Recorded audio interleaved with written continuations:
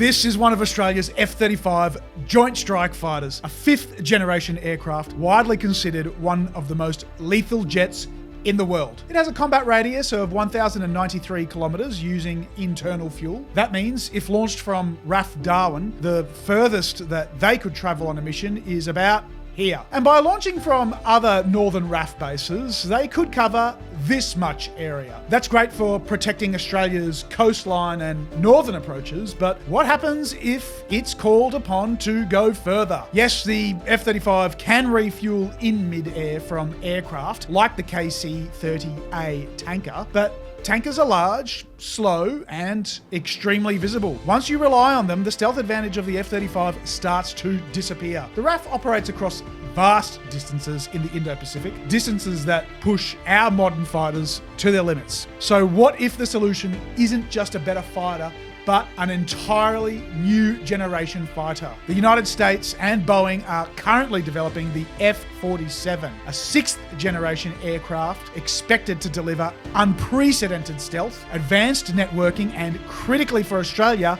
far greater range. If this aircraft eventually enters service with the United States, could it follow that Australia acquires a fleet of them to operate as well? I'm Mel Pikos, and today we're talking tactics.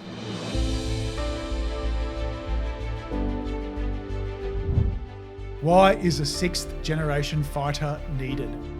To understand why aircraft like the F-47 are being developed, we first need to look at how the air combat environment is changing. For decades, Western air forces maintained a clear technological advantage in the air, but that gap is shrinking. Countries like China have invested heavily in advanced air defense systems, long-range missiles, and their own stealth aircraft. And although recently Chinese-made air defense systems have seemingly been performing poorly in Iran and Venezuela, the fact remains that this type of technology is only getting better, and I'm sure China is learning plenty from operations in both countries. This means future air battles are likely to take place in highly contested environments. Modern surface-to-air missile systems can engage aircraft hundreds of kilometers away. Long-range sensors are improving. Electronic warfare is becoming more sophisticated. All of this makes operating aircraft near an adversary far more dangerous than it was ever before. 5th generation aircraft like the F-35 Lightning II were designed to deal with many of these challenges. They combine stealth,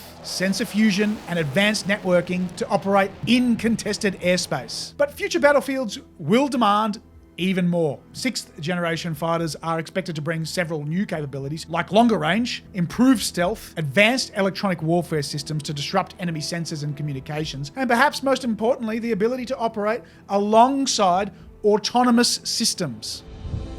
What is the F-47 and its potential specs? The F-47 is expected to be the United States' next air superiority fighter, eventually replacing the F-22 Raptor. It is being developed as part of the Next Generation Air Dominance program. About a year ago, US President Donald Trump announced the plane, and while he didn't give much details due to its classified nature, he did say it will be something the likes of which nobody has seen before in terms of all of the attributes of a fighter jet. There's never been anything even close to it, from speed to maneuverability to what it can have to payload. There have, however, been hints at several likely features, and increased range is one of the biggest. The Indo-Pacific theatre involves enormous distances, far greater than those faced in Europe or the Middle East. Aircraft operating in this region need the ability to travel long distances while still carrying weapons and sensors. The F-47 is expected to prioritise endurance and range far more than previous fighters. According to this flyer, which was posted to X by the Chief of Staff for the US Air Force, it will have a combat radius of over 1,000 nautical miles, which equates to over 1,850 kilometers. The other big feature of the F-47 is improved stealth. In the same infographic, you can see the stealth rating of the F-35A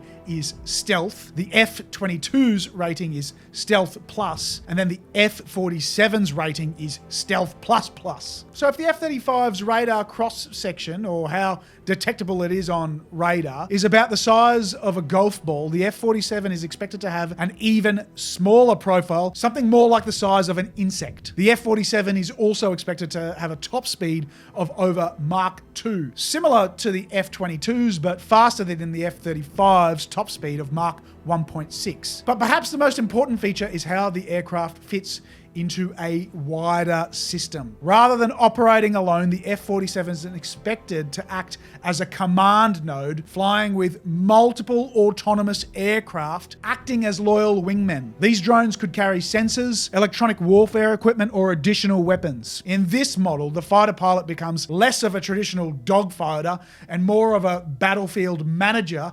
coordinating multiple systems. How could Australia use this aircraft?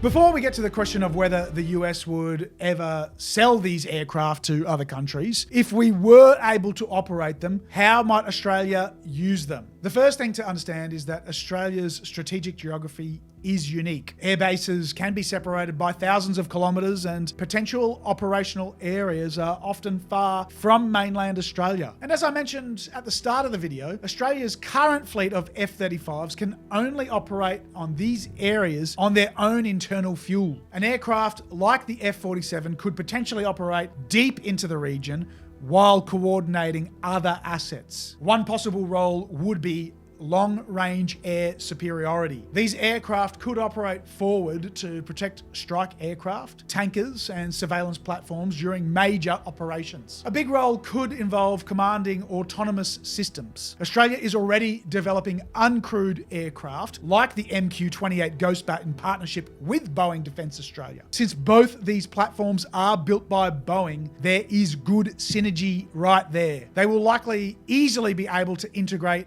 with each other. A sixth generation fighter could act as a controller for multiple Ghost Bats, extending sensor coverage and combat capability across a much larger area. The F-47 could also support long-range strike operations. Australia is increasingly investing in strike capabilities designed to operate over very long distances. In those missions, a highly survivable command aircraft could help manage the broader force package. Importantly, an aircraft like the F-47 would not replace the F-35 Lightning II. Instead, it would complement it. The F-35 would continue performing multi-role missions, including strike, intelligence gathering, and electronic warfare, while the F-47 focused on air superiority and battle management. Together, they would form part of a layered air combat system.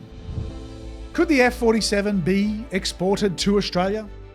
This is where things become more uncertain. Historically, the United States has been very cautious about exporting its most advanced fighters. The F-22 Raptor is a good example. Despite strong interest from allies, US law prohibited the export of the aircraft, and it was only ever operated by the United States. But the strategic environment today is different. The United States is placing far greater emphasis on working closely with allies, particularly in the Indo-Pacific. Countries like Australia, Japan, and the United Kingdom are becoming increasingly integrated into US defense planning and partnerships. This raises the possibility that some aspects of next generation air combat systems could eventually be shared with close allies. And in his announcement video, Trump did mention that they could potentially sell some of the F-47s to the US's allies, although maybe a downgraded version of it. Our allies are calling constantly. They want to buy them also, and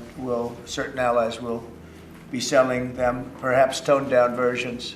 We like to tone them down about 10%, which probably makes sense because someday maybe they're not our allies, right? So as long as we keep constantly calling Donald Trump, maybe he'll sell us some, particularly some with the longer range variant would be highly beneficial to Australia. However, there are still some significant barriers. Cost is one of them. 6th generation fighters could cost hundreds of millions of dollars per aircraft. Even if exports were allowed, Australia would likely only operate a relatively small fleet. There are also technological sensitivities. As Trump mentioned, the most advanced systems may remain restricted to US forces, with allies operating modified variants. So while export is possible, it is far from guaranteed.